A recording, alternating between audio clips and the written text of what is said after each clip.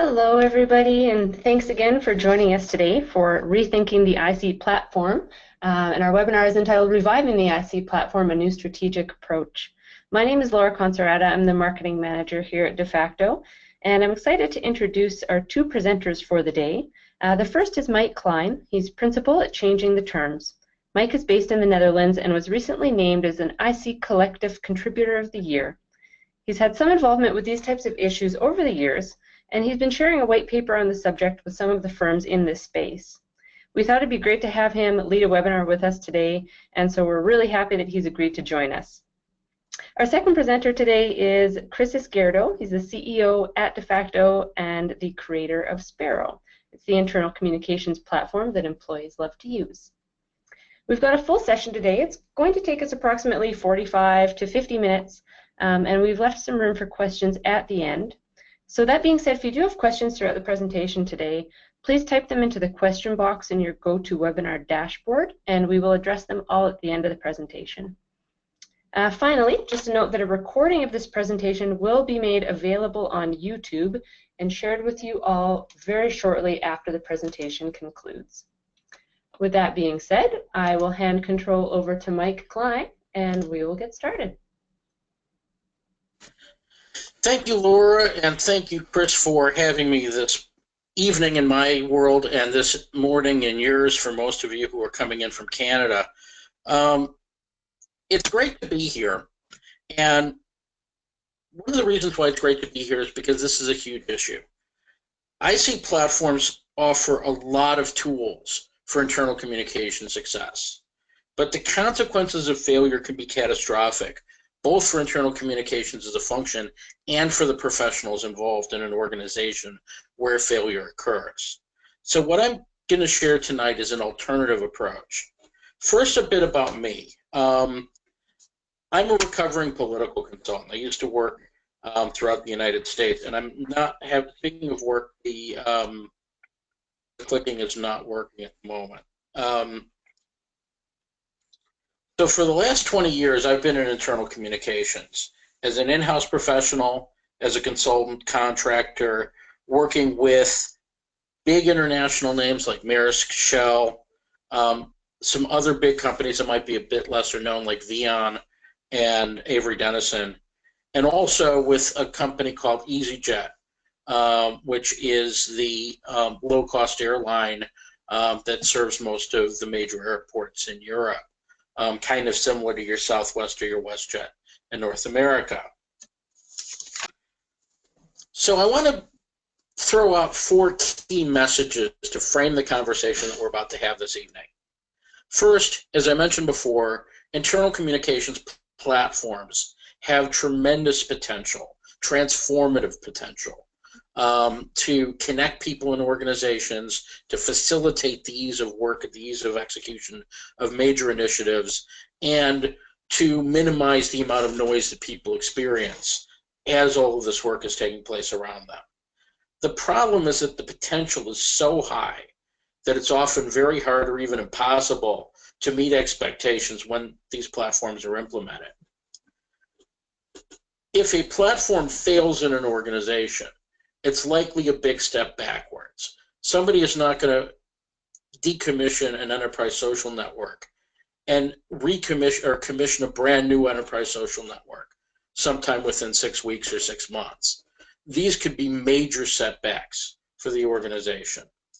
And so rather than focusing on mass adoption, the desire to have a large or preset percentage of the organization using an internal communications platform, a shift away from audience quantity and towards audience quality is a way to change the expectations, while at the same time upgrading the tone, the impact, and the scope of the platform in your organization.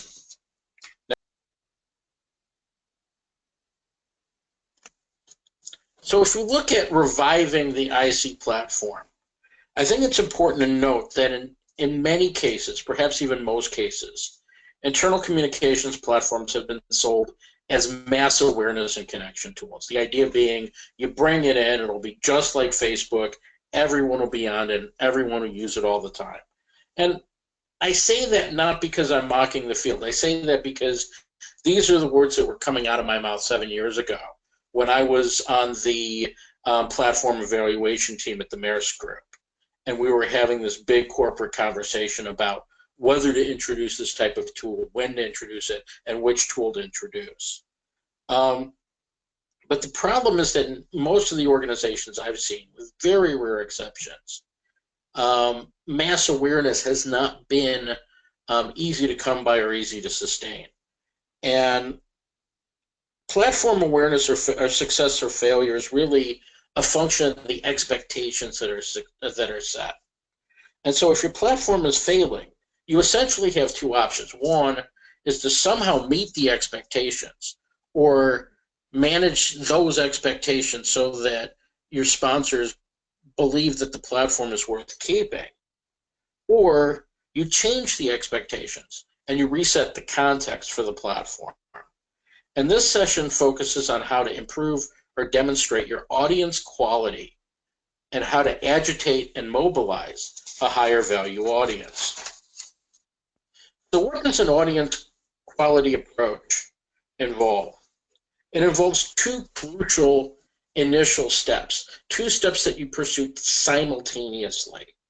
First is to analyze and understand your current user base, to figure out who are the people who are using your platform, where are they, and why do they use it? And then at the same time, identify your informal influencers in parallel. To add those two steps together, you first demonstrate, or rather, in adding those two steps together, you demonstrate who your current users are, and you can discuss why they need to keep the tool, and also who your highest value potential users are. Who are the individuals who, if you brought them on the platform, would add the most value to the tool and to the organization by using the tool. This is not going to get you to 90% usage in terms of numbers, but there's a rule that we're using increasingly in organizational communication called the 3% rule, which is that there are 3% of the people in organizations, the key influencers, who drive 90% of the conversations.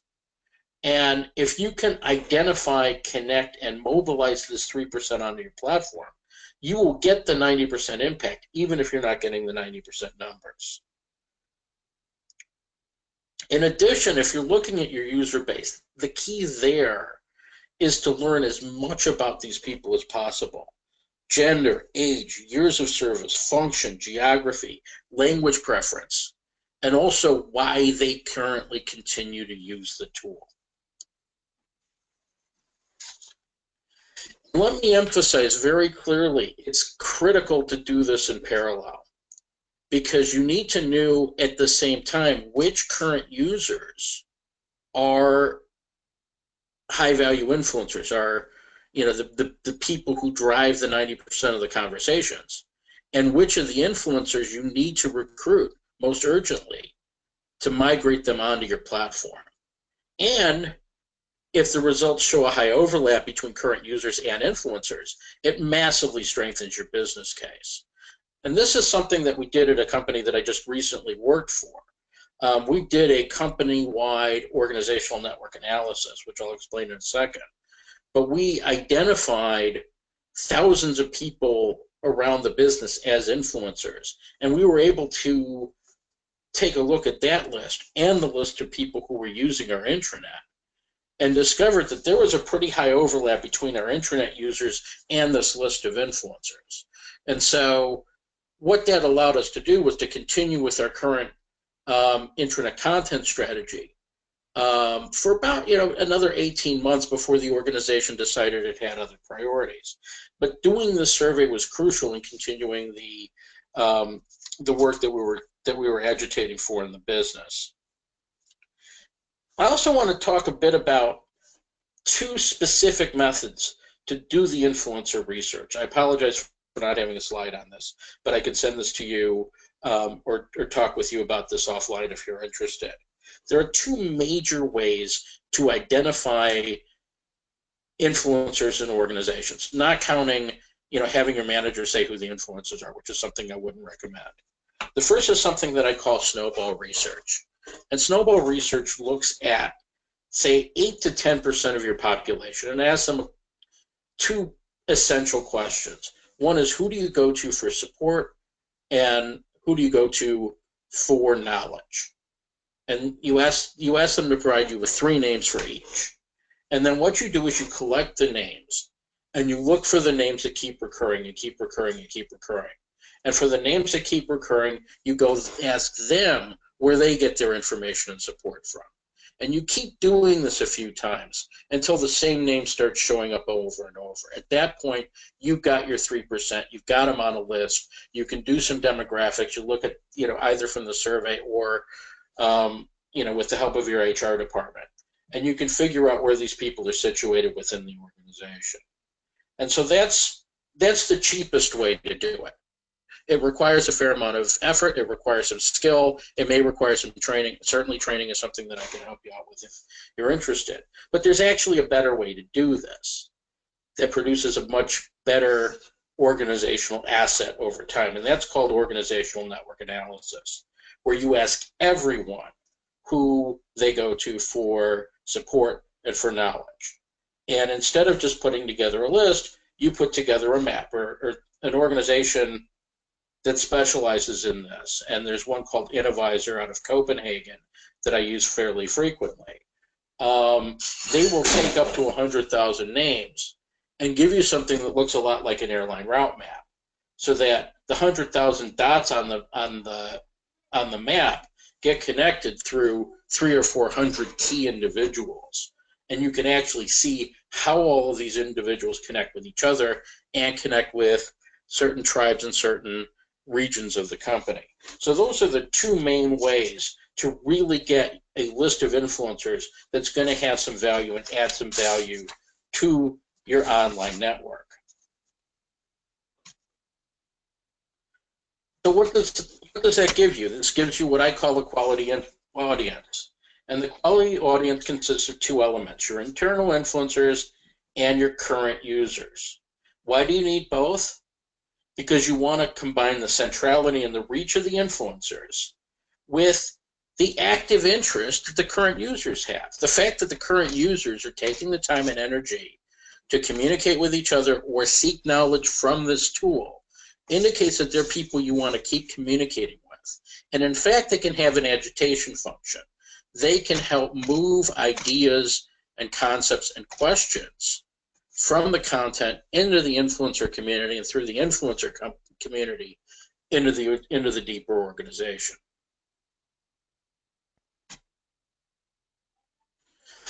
So that's how you define a quality audience. What I'd like to talk with you about now is what you do with a quality audience. If you've got a group of people that actually can drive the organization, drive most of the conversations in the organization, what do you do with them? And what do you do with the platform? Well, what I would do with the platform, if I was running the world, which I don't, but if I was running the world, is I would have 2 streams on my platform. I would have a deep stream for influencers and core users, which drives alignment, and then a mass stream for a broader audience, which drives awareness. The deep stream is what I call high-value content for a high-value audience. It's what people need to know either to make decisions themselves or to help sensitize the organization to the decisions that get made. And then the mass stream is what people need to know to support decisions and to live the brand, particularly in like a retail organization or an organization where you have large numbers of people in direct contact with customers. That's what the mass stream would be really good for. Both of these are important. The problem is most organizations are either only doing mass stream with their tools or their apps, or they're mainly doing mass stream with a bunch of random initiative-based or subject-based communication. And what I advocate is bringing the change initiatives, the big projects, the big programs into the deep stream, but still obviously having people have the ability to select the information they need. And then to do the infotainment through the mass stream and really focus on having that, having that be enough to drive sufficient awareness to a sufficient portion of your population. Next step is from segmentation to agitation. Content alone will not revive an IC platform or mobilize a quality audience. The platform alone isn't going to do it. The content alone isn't going to do it. What's going to do it is agitation. For people to encourage key influencers and leaders to use the platform as a work platform, and for them to use the platform as a work platform to get other people to use the platform as a work platform. I mean, there's a phenomenon called WOL, working out loud. This is called got wall. Have you actually got people to start working out loud?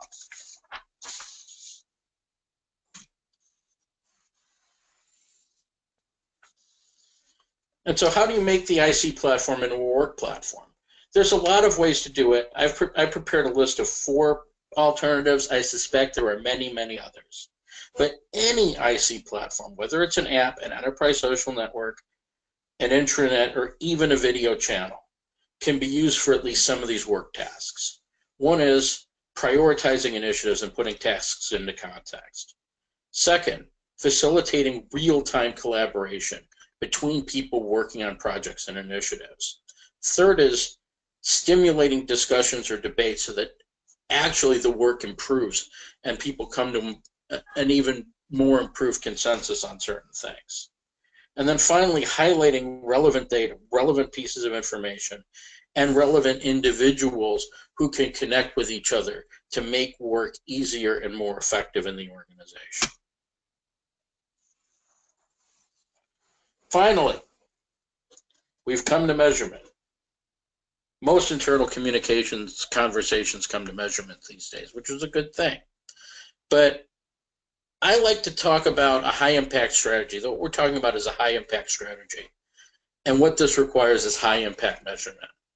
And that means a combination of traditional measurement, adoption rates, retention rates, eyeballs, and comments, but obviously aligned with the different audiences, the different communities that you're reaching through the audience quality approach. And then combining it with something that I call impact measurement. So what is impact measurement? Impact measurement is actually a set of measures which can either directly measure the impact that the changes in the tool are having on the organizational conversation and even on the outcomes of the organizational conversation, or at the very least can assess perceptions of the effectiveness of the tool. The key thing is these measures need to be tracked. This is a long-term game. This isn't just simply you create a high-quality audience and boom, your intranet or your platform or your app or whatever is saved. This is an ongoing process. You've got to measure the changes that take place over time and ideally track them against new inputs that you're putting in through the system or the network. So my favorite of these is the spread of keywords and key phrases or terms. It's no accident that my firm is called Changing the Terms. This is a bit of what I'm talking about. And by talking about spread of keywords and key phrases, one of the nice things about an IC platform is you can actually take specific phrases and use them in certain places on the platform and then see who's actually using them to talk about something or as a thing within the organization. And so you could look at that from a location perspective, from a status level perspective, and also whether they're using a term the way you want it to be used versus positive alternatives or negative alternatives. So say, for instance, you've got something called the Performance Optimization Program. You can call it the Performance Optimization Program, and you can see which percentage of the population calls it the Performance Optimization Program, as opposed to that damn cost-cutting program, or as opposed to the Get Us Ready for Merger program. If you can see the extent to which people are using your language versus alternatives, you can see the impact that the tool is having fairly clearly. You could also ask for opinions on, whether the platform is having an impact on specific projects or specific initiatives, particularly if people involved with those projects or initiatives are using the platform or just simply hearing people talk about what they're seeing and hearing on the platform. And then finally, another impact measurement to look at is sustained audience quality. And by that I mean the percentage of key influencers, the percentage of the people that you've identified as key influencers using the tool, how frequently they use it, and the market share of the tool use going to your key influencers relative to other populations within the organization. So on that note, I'd like to just speak very briefly about what I could do to help if you're interested in pursuing any of this stuff. One element that I can help with is audience quality analysis. Another is defining or conducting influencer research. A third is how to redesign your communication and content strategies to accommodate a twin stream approach. And then also developing and tracking impact measures. So on that note, I want to thank you for your time and for your energy. And remember 4 things here. Internal communications platforms have tremendous potential. Indeed, the potential is so high that it is often hard for them to meet expectations. Failure of one platform likely means a big step backwards, and shifting to audience quality is one way to change the expectations while upgrading the tone, the impact, and the scope. Thank you.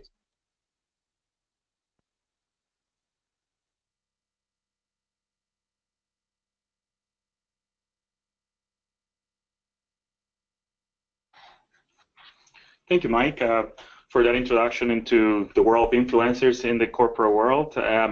Just want to now spend a little bit of time with you talking about how you can configure some of these internal communication platforms to target influencers. And I'll talk broadly. If you have a platform already in place, hopefully you will see some of the conversation that I'm going to have is going to allow you to shift that to shift that platform if you want to start targeting influencers, if you want to do this twinning approach that that Mike is talking about.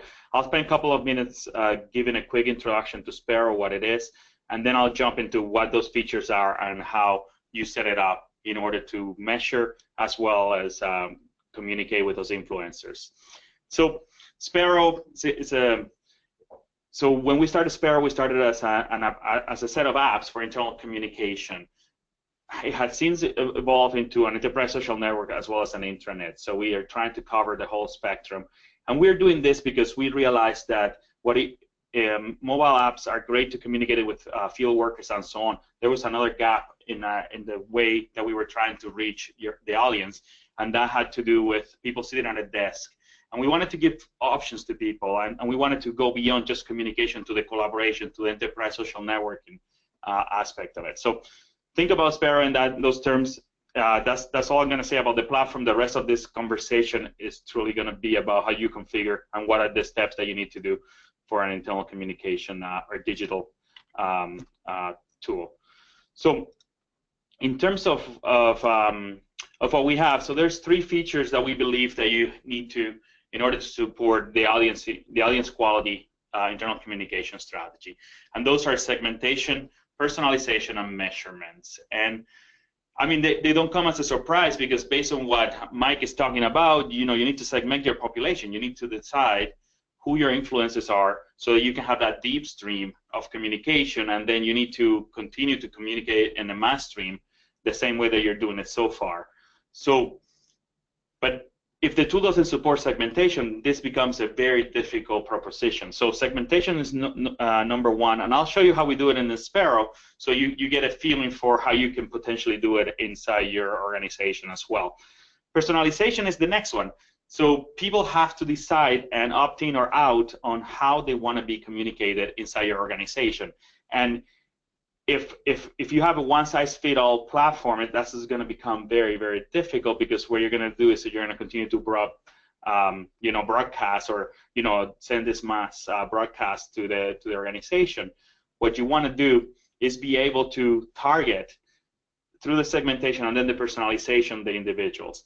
And then as Mike was saying, if you can measure, and there's the more common metrics that are available in a lot of the platforms, and if you can segment the measurements that way, you will be able to actually see the success that you're having with the platform or not. So that's one of them. So let's talk about, so those are the 3 areas. So let's talk about segmentation. So what you really want to do is segment the employee population into a couple of into influencers and the broader audience, as was described earlier. So the way we do it in Sparrow is by using tags and tag groups. Your platform might have a different way, but what you want to do is you want to have a group where you invite your influencers and another group that is for the rest of the world. And then you want to communicate or shape your communication a little bit different between those 2 groups. So how do we do it in Sparrow? So what you can see here is this is our typical way of defining our tags and tag groups. On the left-hand side here, it's highlighted within that rectangle. You see channels, regions, divisions, and influencers. Those are tag groups. The first 3 tag groups are for the general population. And as you can see on the right-hand side, I have highlighted that none of those groups are secure. So what that means is that anybody in your organization will be able to actually subscribe to any of those groups because there's no security whatsoever attached to them. This is how you do the mass stream. So this is what a lot of tools support out there in terms of the mass stream conversations. This is how you're going to communicate with the general population. You're doing it today. I encourage you to continue to do it, obviously, in the future. But then how do you target influencers? And as you can see here, one of the ways that we're going to do is we're going to create a new tag group, and you can call it influencers, you can call it something else. The wording is not as important as what happens inside that group. And what happens inside that tag group is you start to restrict access to that tag group. And you can do it in a number of ways. As you can see, you can have within your influencers, you can even have segmentation.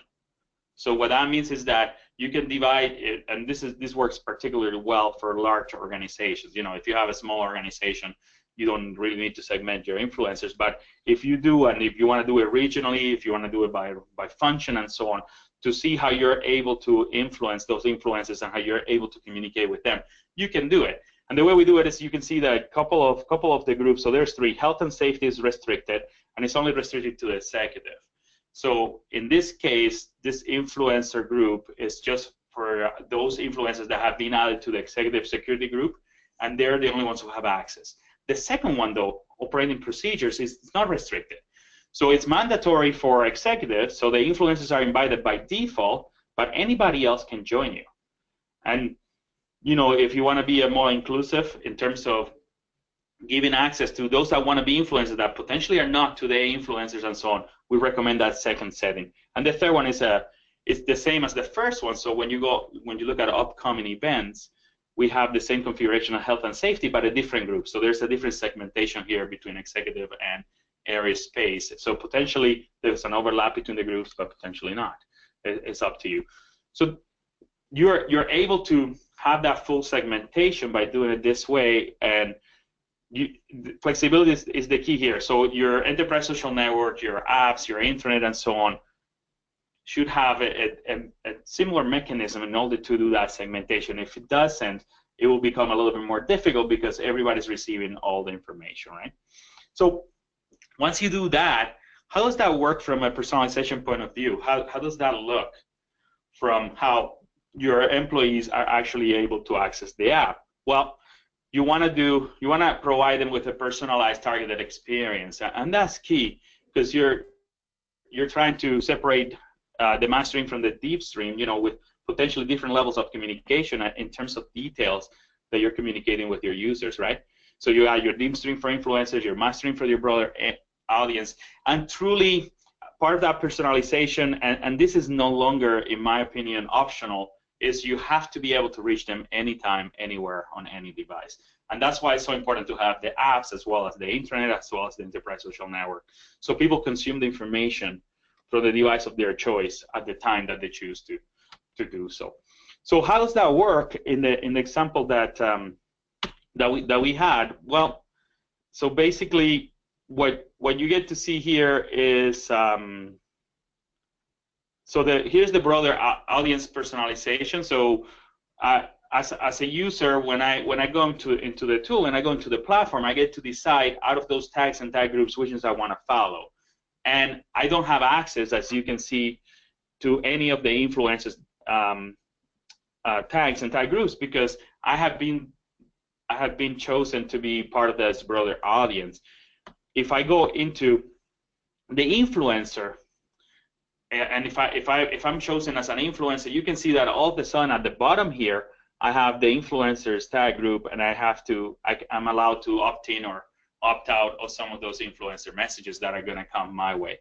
And by the way, this creates also a secure group, of course, where they can collaborate, where they can ask questions, where they can challenge some of the messaging and so on. And a way that we've seen some of our clients use it is by having these private groups, these influencers groups, have an internal communication and conversation, and out of that, fine-tune the information that they're actually going to share with the general audience.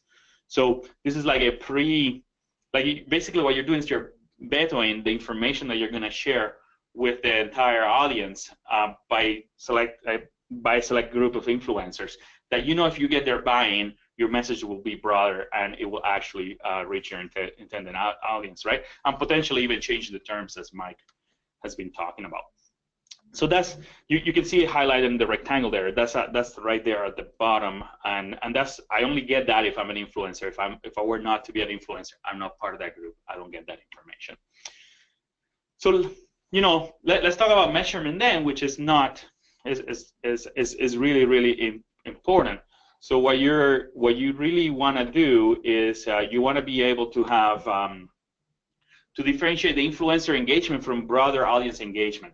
And this is really difficult. In my opinion, this is where most of the digital communication tools in the enterprise fail today because they don't have the segmentation. So it's really different for them to differentiate the influencer engagement from the broader audience engagement, right? And it takes a lot of effort on the part of the internal communication team and potentially even IT to get this right. So what we offer in our platform, and hopefully yours has something similar, is you get here on a list of your influencers, and you get for each of them you get you can see the awareness level of those influencers. So at this point it's a percentage number, right? So it's a 90%. So there's a significant awareness in this example on the influencers, so how they're consuming information, how they're interacting with your posts, and so on. You can see the number of subscribers to the influencers tag. So in this case, there's 81. You can see the number of posts, the number of views, the number of authors that have posted into there, and so on. And you can trend that over time, and you can see whether your efforts are being met with success. So you have to potentially change the way you're communicating and potentially the way you're reaching out to those influencers to get them more engaged with the platform. So as Mike said, if you're able to track this over time and you're at 90%, I think you can deem that your digital communication platform is being successful because you're truly reaching the people that matter in your organization at 90% rate, right? So that's one of the ways, but that's not the only way. The other way we can do this is, of course, track the influencer engagement from broader audience engagement. And what you can see here is the difference between engagement of the broader audience versus the influencer audience engagement, right? And you can trade that over time as well and see how both of them are trending, because the mass stream is still important. You still want to communicate with your organization as much as possible. We don't want to just solely focus on the deep stream and the influencers. So you can definitely trend that over time and so on. And then when it comes to the impact measurement, the other thing that you want to have in your platform is surveying capabilities integrated right within the platform. And that's really important, because what you want to do is, as you're communicating, let's say you create a campaign, and that campaign has a number of messages at different times that you're going to send related to a topic. Throughout that campaign, you want to query, you want to send a survey to the organization to figure out how do they want to, how they receiving this information. Are they actually getting the messages? Are you generating the awareness that you want? We have the other metrics, the one that track awareness inside the tool, but this is the true litmus test in terms of spreading the message, in terms of the awareness and so on. So if your internal communication platform supports surveys right within the, mixed within the content, I think we have found a couple of things. One is you have high rates of adoption and people actually taking the time to respond to the survey. And the other one is it's easier for you to correlate the messages that you're sending with the surveys, the message that you're sending with the results of the survey and track it throughout. So, in closing, truly, these are the three features that your internal communication platform needs to have in order for you to successfully target influencers. One is segmentation.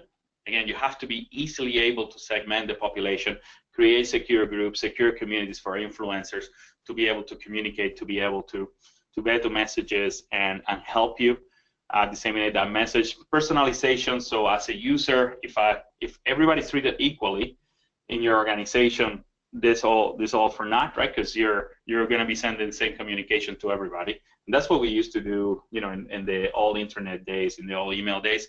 Hopefully your platform has evolved to the point where there's that personalization component. And then last but not least, you have to be able to measure as well. And that's important. You have to be able to actually measure not just engagement overall on the platform, because at that point it's really difficult to discern between influencers or not, and tracking success becomes a challenge. But you want to be able to track the influencers versus the broad audience as separate buckets and be able to report that potentially to management and so on. So I think we're into the question session, so I'll pass it on to you, Laura. Perfect. Thank you so much, Chris. So again, if anyone has any questions, if you want to please either type them into the questions section in your dashboard here or into the chat box. I'm happy to answer them, and you can also direct message me any questions that you do have. So I'll keep my eyes peeled on that, and for now I'm going to unmute both Mike and Chris so that they're free to answer any questions that come through. And we'll just give everyone here a couple minutes. And I do have a question for Mike, if I may. Sure. So Mike, a lot of what you talked to today was about, you have an internal communication tool that potentially is not reaching its perceived potential, based on different metrics like mass adoption and so on. If you were to, so that, I get that if you already have that internal communication tool, but how about those that don't have one? Do you recommend that they start this way, or do they start the same way that everybody starts, which is let's try to reach the mass audience, let's set these expectations, and then refactor or rechange the terms this way? Well, that's a great question. And it's a great question because aside from the fact that I didn't think about it before going into the session, to be honest with you, it's a fantastic jumping off point, because you can, after being in the seminar or this webinar, you can have an educated conversation with your internal client to say, look, this is what the tool can do. Most organizations try to use this as a mass adoption tool and focus almost entirely on mass adoption. But that the real ninja value of this type of tool is in getting the people who have the most influence already, connecting them, mobilizing them, and agitating them through conversation, while at the same time still using this as a mass awareness tool.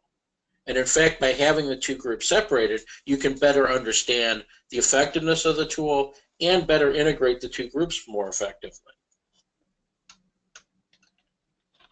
Sounds, yeah, I agree with you. I think it's like having your cake and eating it too, right? So if you can do both, why not? Like, and you get to do it to your own recipe, which is even better. That's right. That's right. So part of what you were describing is, the two methods to identify the influencers. How difficult is it to actually identify the influencers in a company of, a significant size? Let's say a 10,000 employee organization with some distributed offices and so on. Like, how long would that take, and what would maybe not the process, but how painful would it be for an internal communication function to actually be able to do that? Well, if you went with organizational network analysis, it's a very predictable process. You bring in an advisor. There's another company called WorkMapper, which I'm very familiar with as well. You bring them in. They do an all-employee survey, which has probably no more than 10 questions, 8 of which are really the trimmings of a feast of people that they ask for support and people that they ask for knowledge. 3 each for each of those categories. This is something you could do in a number of weeks. It costs money, but it's something you could do in a number of weeks, and there's very little actual work that you need to do as a function, other than just simply find the vendor, orchestrate the payment, and analyze the data when it comes out. Because the data, unless you really like airline route maps, the data requires a little bit of training to be able to interpret properly. With snowballing, it's a cheaper process, but it's a longer process because you have to go over and over and over until you've nailed the population down. So you start with, if you're talking about a company of 10,000, you send out 1,000 people a link to a survey. Say 50% of them answer the survey. So that gives you 500. They each do 6 names. That's 3,000 names. Then you've got to rank these 3,000 names. And then the top 5% you go back to when you ask to them, and it's a smaller number of people who participate each time. But you're talking about 3 or 4 days per wave, maybe about 6 waves. You're talking about maybe more like a 6-week to 2-month process. Yeah, that makes sense. And how often do you have to do it? So I'm assuming you do a point in time, so you determine influencers today in the organization. How often do you go back to that well and reshape those influencers? Because I'm assuming they change over time, right? They do change over time. Putting them on a platform like this will change them over time. Because they'll connect with your existing users. They will perhaps even turbocharge the importance and the effectiveness of some of your existing users as people within the organization. Right. Because they will connect with this kind of semi-invisible influencer group. New events, new initiatives, new things will come into the organization. Some of the influencers will leave. Some of the influencers will become less influential the more visible they get. So, an advisor says, every 6 months to every year. I wouldn't be so proactive about it. I would say probably 18 months to 2 years. Yeah, that makes sense. Well, the other way we have looked at this is sometimes it's through even the statistical analysis that we have within our platform, right? So if you have a proper digital communication platform, you'll be able to see which ones of those are more active in the communities, which ones actually have the most followers, and which ones are actually consuming some of your information. So you might be able to take those and move them into the influencer group as a trial process, right? Well, really, that's what you do by doing the current user analysis. That's just a way of doing the current user analysis. I was advocating a survey, but by all means, if you've got built-in, individual analytics, by all means, make use of them. Right. And conversely, I was impressed by your built-in survey tool, but my question about that tool is, do you have room for open-ended questions in that tool? Yeah, we do. Yeah, so it's fully configurable, right? So, yeah. Yeah, because that's crucial, because if you're doing the impact measurements, you want to get their phrasing. You don't just want their opinion, you want the words that they use to express their opinion. Guys, if I may, I've got a couple questions that have come through. I think the first one is for Mike, and it says, based on your experience, what percentage of an organization do you typically define as an influencer? Well, the core influencers in any organization tend around 3%. This is, based on advisors' research. They've worked with literally companies with hundreds of thousands of employees. So the 3% figure, and if you look at it, it kind of makes sense, because it's like you look at pretty much any sector of business. Eventually, you see 3 dominant companies and a bunch of niche players. And internally, 3% of the people, and then a bunch of niche influencers, subject matter experts who are really strong in just 1 or 2 things. That's not enough. At a certain level of understanding of organizational dynamics, that's not uncommon. That much being said, there can be a layer below that 3% that's more active in some companies than in others because of the nature of the culture. And also the extent to which people are visible. Also, you could have a much visible top tier in some companies than in others, just because of the culture and the extent to which people are encouraged or discouraged to participate. Fantastic. Okay, I've got another question here. I believe it would be more for Chris. Can information shared to influencers on a tool like Sparrow then be shared by those influencers to the rest of the organization? Yeah, that's a great question. So it really depends on what you're trying to accomplish. If you want so for each piece of content that you publish into a tool like Sparrow, you get to decide the level of sharing that piece of content can have. So by default, it's shareable inside the entire organization. If you do not want to allow that, you can restrict the access to that information, the shareability of that information inside the tool. So you get the best of both worlds. You get to decide how you want to tackle each piece of information that you're sharing in the platform, and you get to decide whether you want influencers to share it out or not. I would encourage, unless you're doing that, as I mentioned, unless you want to try the message before you share with the global, with the rest of the broader audience.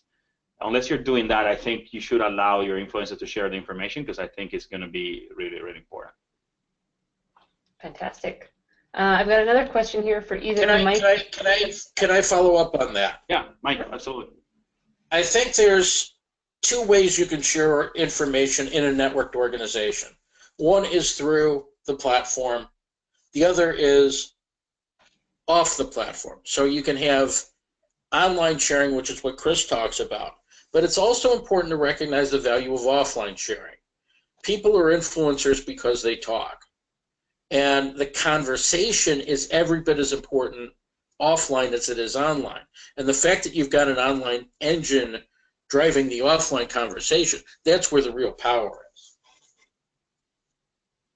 Yeah. Right. Fantastic. Okay, I've got another question here for either Mike or Chris. In your experience, how successful of a tactic is it to have the owner of the company be an influencer to improve user adoption or agitation? So in other words, for management or ownership to mandate this is the tool that we use. Go ahead, Mike. Well, as the economists would say, it depends. Cisco, which is one of the most successful companies from an internal comms, organizational comms perspective that I've seen, launches tools all the time.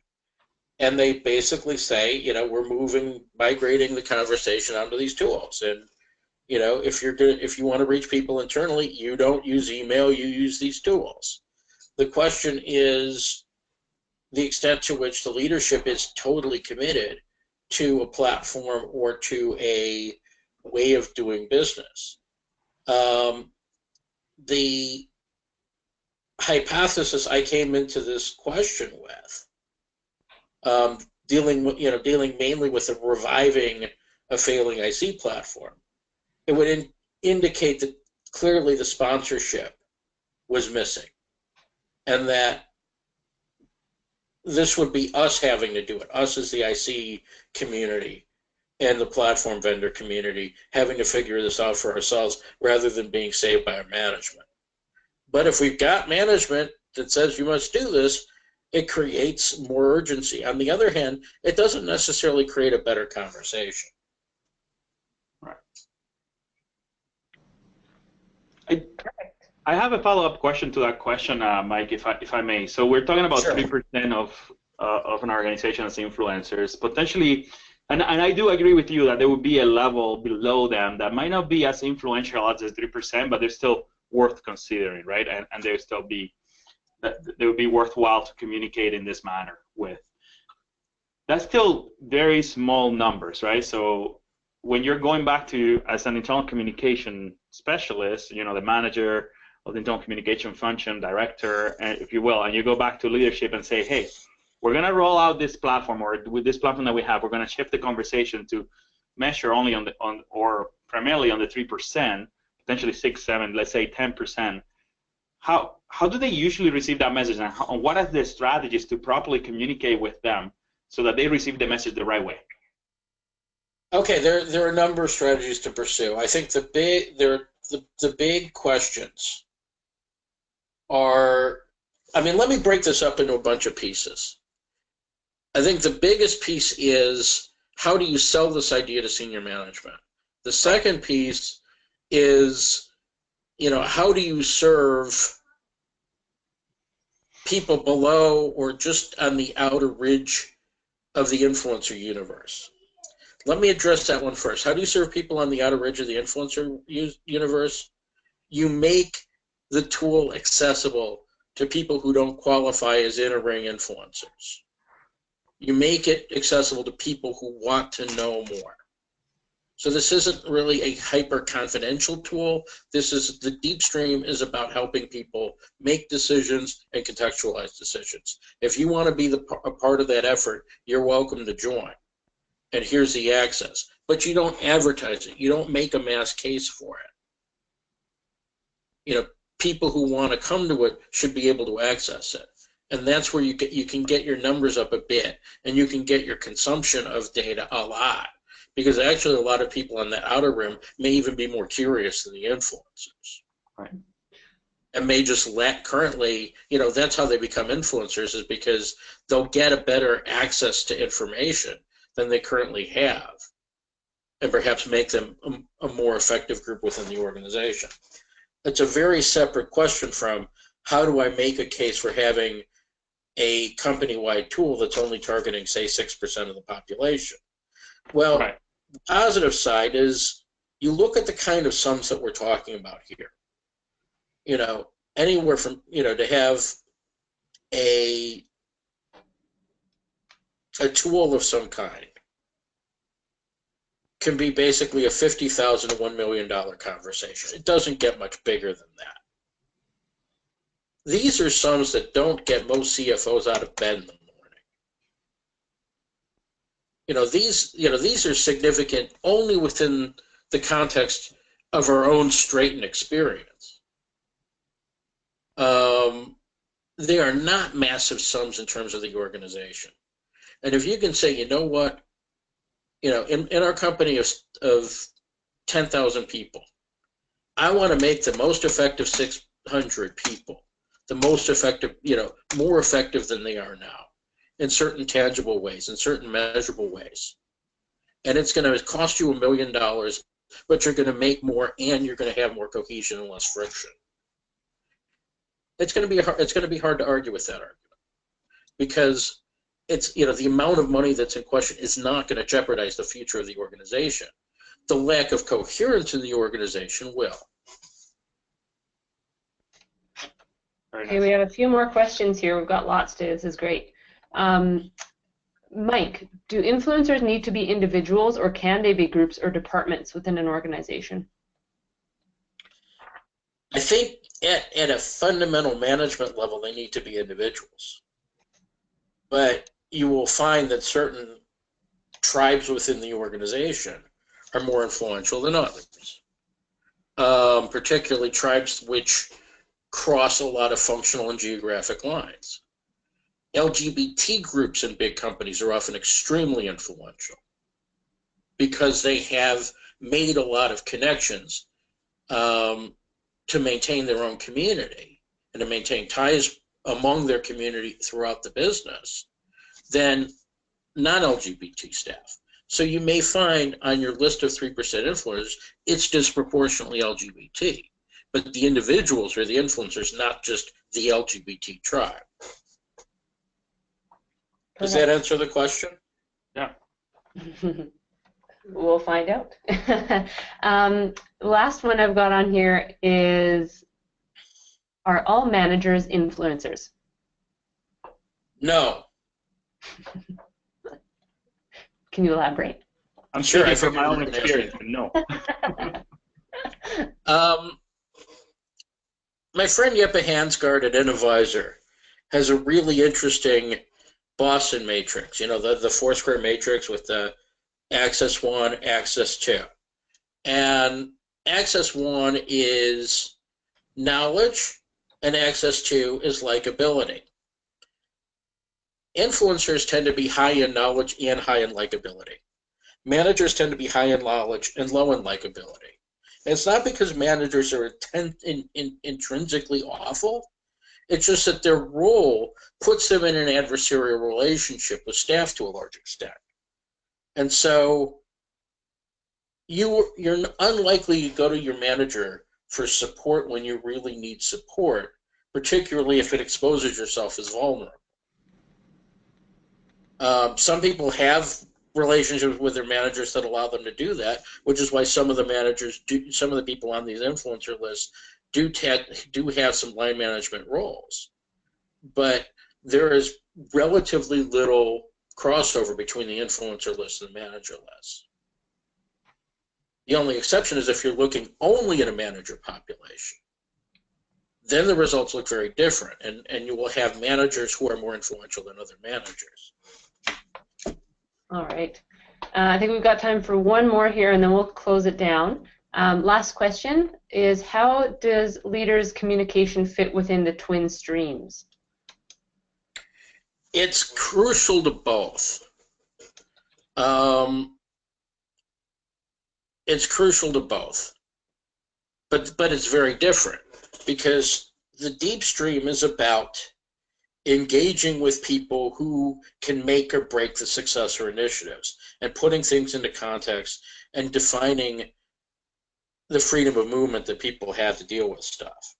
With the mainstream, with the mass stream, it's more about getting people to understand what the decisions are, perhaps why they were made, and why they'll benefit them as individuals.